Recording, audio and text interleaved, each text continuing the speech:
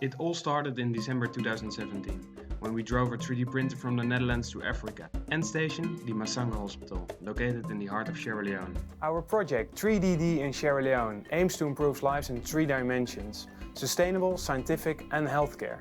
The goal is to provide low-cost, custom-made prostheses.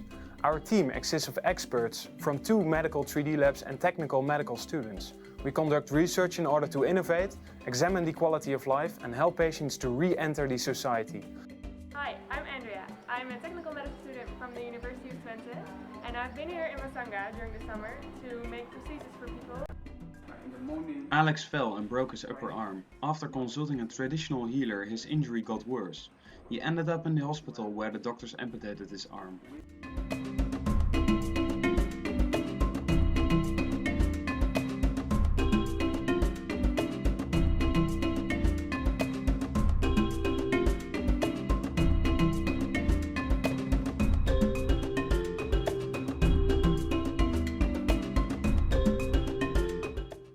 Like I'm complete. So this is the way how this thing gets the motivation towards me to be more excited to join the society.